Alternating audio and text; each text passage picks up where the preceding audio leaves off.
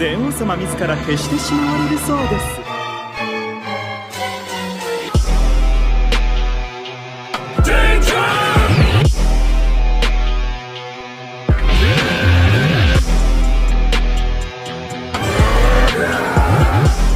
消滅でございます。हे guys, मैं आया हूँ एक न्यू कंपैरिजन वीडियो के साथ। अरे तू जा रही आज हम जानेंगे how strong is Yamcha compare to other verses. Beginning of Dragon Ball Yamcha introduce हुआ था as a building level. Kid Goku के साथ फाइट करते टाइम हम देख पा रहे थे, और जैसे जैसे आगे आर्क बढ़ा उसी तरह से यामचा ट्रेनिंग करता गया, और किड गोकू आर्क में मेजर पावरफुल कैरेक्टर्स कैटेगरी में आते हैं मास्टर रोशी, ताओ पाइपे और डीमन किंग पिकोलो। और ताओ पाइपे के बारे में आप सब जानते हैं कि मैंने एक वीडियो बनाया है हाउ स्ट्रॉन्ग इज ताओ पाइपे कंपेयर टू अदर वर्सेस, वो वीडियो आप जाके देख सकते हैं। और पिकोलो और मास्टर रोशी के बारे में आप सब जानते ही होंगे कि वो मून प्लस एवव कैटेगरी के अंदर आते हैं, और मून को डिस्ट्रॉय करने के लिए कम से कम 180 पावर लेवल चाहिए, जो कि मास्टर रोशी के पास और पिकोलो का 260 पावर लेवल था, जो कि यार्ड सरफेस लेवल पे काउंट कर सकते हैं हम। Then end of the DV arc में beginning of Dragon Ball Z saga में रेटिज इंट्रोड्यूस हुआ था as a power level of 1000 to 1500। Goku Piccolo को रैटिज आराम से धो रहा था, और गोकू जो कि कामी, रोशी और पोपो के साथ ट्रेनिंग करने के बाद इतने सालों की ट्रेनिंग करने के बाद रैटिज को नहीं हरा पा रहा था। सेन सागा में यामचा वही लेवल अचीव कर दिया था जो गोकू इतने साल लगा उसको हासिल करने में, यामचा बहुत ही कम टाइम पे वो चीज़ हासिल कर लिया। और सेन सागा में हम सब जानते हैं कि किंग वेजिटा एक हैंड स्विंग से पूरे यार्थ को डिस्ट्रॉय कर दिया था, पूरे प्लैनेट को, मतलब पूरे यार्थ नहीं, यार्थ से बड़े साइज 3 प्लैनेट को डिस्ट्रॉय कर दिया था, और प्रिंस वेजिटा में वही फीट दिखाया था। और साइबा में ने कीड़े टाइप का कैरेक्टर होके भी वो यार्थ साइज प्लैनेट को आराम से डिस्ट्रक्शन कर सकता है, और यामचा उसको आराम स्पीड फीड और स्ट्रेंथ वाइज वो कीप अप कर पा रहा था, हालांकि वो मर गया उसके साथ। सो टेक्निकली हम बताएं तो यामचा, रैटिज और गोकू सेम लेवल पे आते हैं। नेक्स्ट आर्क में हम सब देखते हैं कि नामिक सागा आर्क में सबसे स्ट्रॉन्गेस्ट कैरेक्टर लिस्ट में आता है फ्रीजा का 5 वॉरियर, जेस, बटर, गिन्यू, गोल्डो और वो सन की बंदा। बाय स्पीड और स्ट्रेंथ में वेजिटा जो कि इजीली प्लैनेट प्लस लेवल पे था उनको नहीं हरा पा रहा था, लेकिन यामचा अदर वर्ल्ड में रह के उन लोगों को आराम से धो रहा था, जो कि टेक्निकली यामचा वेजिटा से ज़्यादा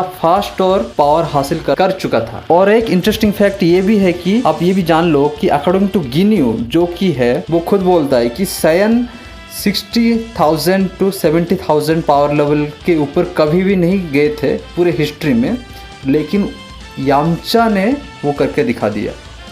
और 60,000 to 70,000 के अंदर जो भी पावर लेवल बंदा होगा वो उनके लिए थ्रेट होगा। और कौन सा बंदा थ्रेट होगा? जो कि कैप्टन गिन्यू के पूरे टीम को वो एक थ्रेट दे सकता है। ज़रा ध्यान से सुनो मैं क्या बोलने जा रहा हूँ। मतलब यामचा जो कि मतलब ड्रैगन बॉल का सबसे वीकेस्ट कैरेक्टर है, लेकिन वो सैन को पूरी तरह से सरपास करता है, सैन के पूरे हिस्ट्री को सरपास करता है, किंग वेजिटा को सरपास करता है। किंग वेजिटा जो कि आपने एक ही स्विंग से पूरे 3 प्लैनेट को डिस्ट्रॉय कर दिए थे, जो कि उनका पावर लेवल 10,000 to 15,000 के अंदर था, उनको सरपास करता है यामचा। और फ्रीजा का सबसे पावरफुल वॉरियर को आराम से धो देता है। मतलब आप समझ रहे हो कितना पोटेंशियल है ह्यूमन के अंदर, और आप लोग उसे फोर्डर कर रहे हो। और ये भी जान लो कि यामचा जो है मतलब यार्ड से 1000 गुना प्लैनेट को आराम से डिस्ट्रॉय कर सकता है, सैटर्न या फिर जुपिटर। नेक्स्ट फ्रीजा सागा आर्क में हम सब जानते हैं कि फ्रीजा आर्क में फ्रीजा का पावर लेवल जब पहला अपीयरेंस हुआ था उसका पावर लेवल 5,50,000 से समथिंग था उसका पावर लेवल, जो कि इजीली एक स्टार बस्टर पे काउंट हो सकता है, और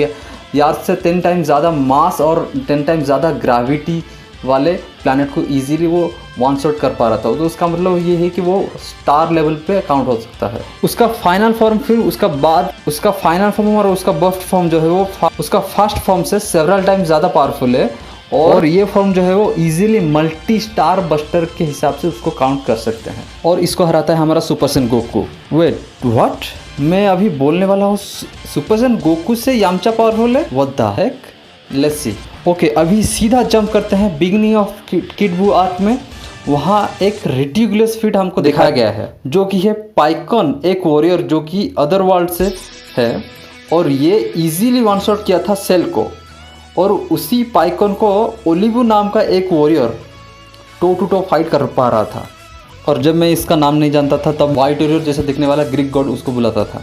और नेक्स्ट में हम देखते हैं कि यामचा ओलिवू के साथ खेल रहा था, उसके साथ मतलब बच्चों वाली हरकत कर रहा था। मतलब आप समझ रहे हो, ओलिवू यामचा को टच भी नहीं कर पा रहा था, इसका मतलब क्या हुआ, Yamcha could easily one shot Cell जो कि मल्टी सोलर सिस्टम प्लस था, और उसी सेल को मारने के लिए गोहन का, वेजिटा का, पिकोलो का, ट्रंक्स का और गोकू का भी पेंट गीला हो गया था। और ये लोग फ्रीज़ा से कहीं ज़्यादा पावरफुल है, फ्रीज़ा का फाइनल फॉर्म से कहीं ज़्यादा पावरफुल है, और नॉर्मल सुपर सेन से भी कहीं ज़्यादा पावरफुल है। और यहाँ तक कि मेका फ्रीज़ा, फ्यूचर ट्रंक्स, याड्राट गोकू, इन सब से भी कहीं ज़्यादा पावरफुल है। तो इससे हमें पता चलता है कि यामचा जो है मतलब वो अपना बू आर्क में ही इन लोगों को पूरी तरह से सरपास कर चुका था। Oh my goodness. और करेंट यामचा का पावर लेवल तो मतलब 3 बिलियन हो चुका है, उसको कहते हैं ऐसा कुछ। तो इसका मतलब आप समझ रहे हो ना? समझ रहे हो आप?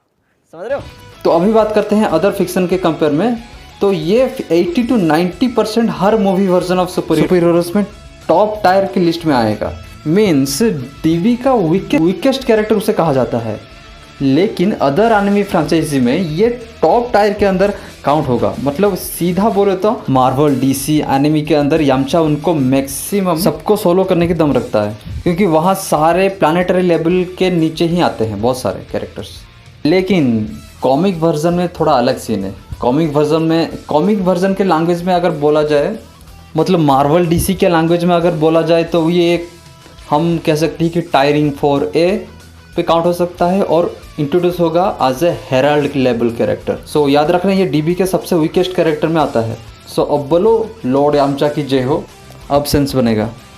सो गाइस, ये था मेरा आज का वीडियो। कैसा लगा मुझे कमेंट करके बताइए, और नेक्स्ट वीडियो का सजेशन मुझे कमेंट पे लिख के बताइए।